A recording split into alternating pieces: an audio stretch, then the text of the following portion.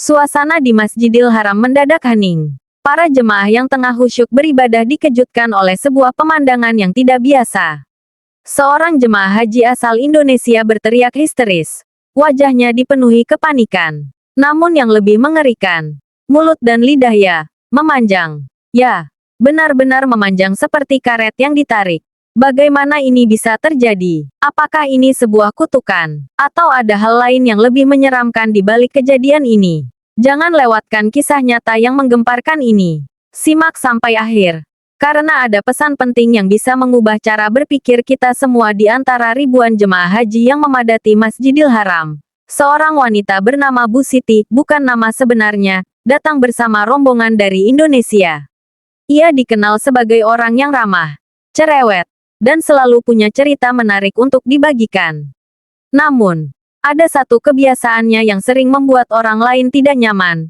Ia gemar bergosip. Dari mulai waktu di rumah sering menggosip hingga di Mekah pun tak luput dari gosip soal jemaah lain yang dianggap berpakaian aneh. Teman sekamarnya yang mendengkur, hingga cerita-cerita miring tentang orang-orang yang bahkan tidak dikenalnya.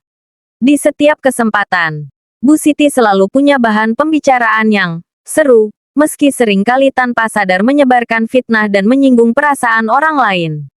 Tanda-tanda kejanggalan. Hari pertama di Mekah, semua terasa normal. Bu Siti mengikuti rangkaian ibadah dengan lancar. Namun, pada hari kedua, sesuatu yang aneh mulai terjadi. Saat sedang berbincang dengan temannya di depan hotel, ia merasakan ada yang janggal di mulutnya. Seperti ada sensasi kesemutan yang terus-menerus. Malam harinya, Bu Siti terbangun dengan rasa nyeri di sekitar rahang. Ketika berkaca, ia kaget luar biasa. Bibirnya tampak sedikit lebih panjang dari biasanya. Ia mengira ini hanya efek kelelahan atau dehidrasi. Namun, keanehan itu semakin menjadi-jadi.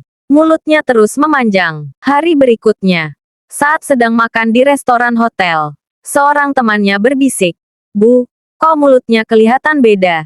"Ya." Ketika Bu Siti melihat pantulan wajahnya di layar ponsel, ia nyaris menjatuhkan sendoknya. Bibirnya kini semakin memerah, seperti tertarik ke depan beberapa sentimeter. Panik. Ia mencoba merapikan wajahnya, mengira ini hanya ilusi optik. Tapi semua orang yang melihatnya mulai berbisik-bisik. Seorang dokter dari rombongan mencoba memeriksa, tapi tidak menemukan penyebab medis yang jelas. Kejadian mengerikan di Masjidil Haram. Puncaknya terjadi di Masjidil Haram. Saat tengah beribadah di dekat Ka'bah, Bu Siti kembali bercerita kepada teman-temannya, mengomentari seorang jemaah lain yang menurutnya aneh. Saat itulah, sesuatu yang mengejutkan terjadi. Mulutnya tiba-tiba memanjang secara drastis di depan semua orang. Seperti ditarik oleh kekuatan tak kasat mata. Bibir dan rahangnya merentang hingga hampir menyentuh dadanya. Ia berteriak panik, menarik-narik wajahnya sendiri. Tetapi mulut itu tetap memanjang.